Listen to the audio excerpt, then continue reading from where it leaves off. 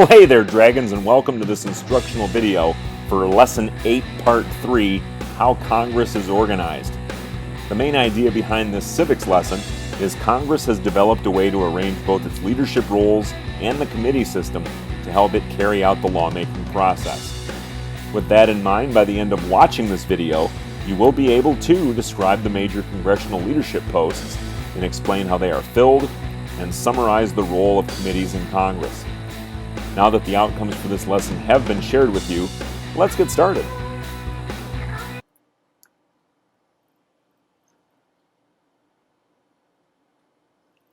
The terms or meeting periods of Congress have been numbered in order since the first Congress met in 1789. The 117th Congress began in 2021. Each two-year term of Congress is divided into two sessions, one for each year. Each House stays in session from January 3rd until its members vote to end the session. Sessions often last until early in November. The Constitution does not tell Congress how to make laws. When Congress first began meeting, any member could propose a bill at any time. Any other member could stop action on it by nonstop talking. Over time, Congress developed better ways to consider bills. One important way was to divide the work of preparing bills among committees or small working groups. Another way was to choose leaders to oversee the process of committee work.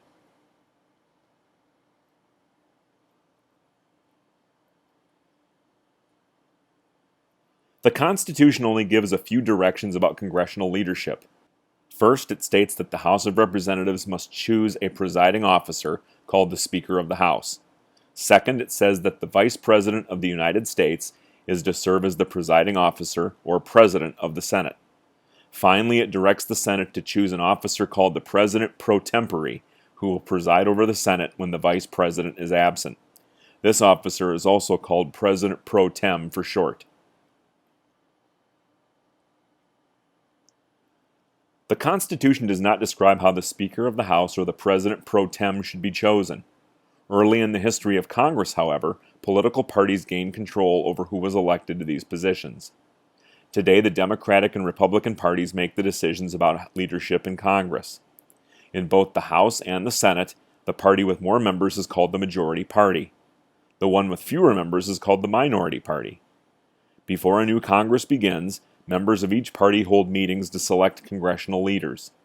The majority party in the House chooses the Speaker of the House. Likewise, the majority party in the Senate chooses the President pro tem. The Speaker is the most powerful member of the House. The Speaker presides over sessions, announcing the order of business, and deciding who may speak. The Speaker also appoints members of committees and refers bills to those committees. These powers give the Speaker great influence over which bills pass or fail in the House. As presiding officer of the Senate, the Vice President is in charge of sessions, but cannot take part in debates and can only vote in case of a tie. Because the Vice President often is busy with executive duties, the President pro tem usually acts as the President's presiding officer.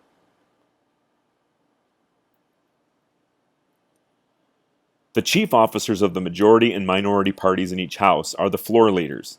They are responsible for guiding bills through Congress. Floor leaders work closely with committee leaders and party members to persuade them to accept compromises or trade-offs in order to win votes on bills.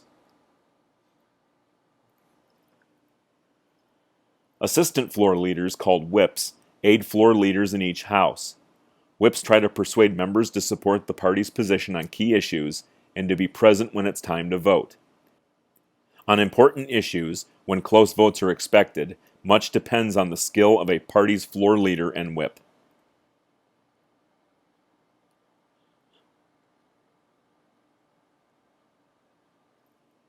More than 10,000 bills are introduced in a term of Congress. Of course, it would be impossible for a member to study each bill and decide how to vote. To help handle this work, both the Senate and the House have set up a system of committees. Much of the most important work of lawmaking is done in the committees.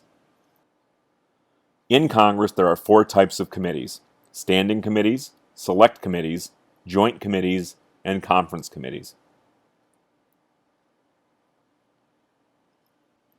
In both houses of Congress, a bill is sent to a standing committee for action. There are 16 permanent standing committees in the Senate and 20 in the House. Each committee deals with a certain area, such as education or banking. Committees control the fate of bills. First, a standing committee carefully studies a bill. Next, it holds hearings, or public meetings, at which numerous speakers are often heard. The committee may propose changes in the bill. Finally, the committee decides whether to recommend that the entire House or Senate vote on the bill.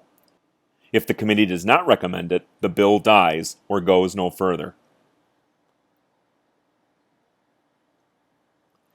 Every committee has both Democratic and Republican members, but the majority of the members come from the majority party.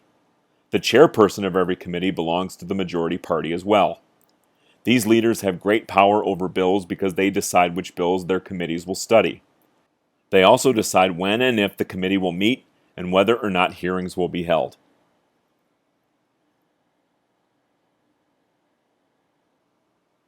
Sometimes the House or Senate will form a select committee to deal with a problem not covered by any standing committee. For example, the Senate formed a special committee on the year 2000, or Y2K, technology problem. This committee's task was to study the impact the arrival of the year 2000 would have on computer systems around the world. A joint committee is made up of members of both the House and Senate. Joint committees are usually select committees formed to conduct investigations. Congress also has created a few standing joint committees, such as the Joint Committee on Atomic Energy. Before a bill can go to the President to be signed, it must be passed by both houses. Sometimes a bill passes one house, but it is changed in the other. If the two houses cannot agree, a temporary joint committee, called a conference committee, is formed. This committee, made up of both senators and representatives, tries to settle the differences. The conference committee's version of the bill must then be passed by both houses in order for it to move on.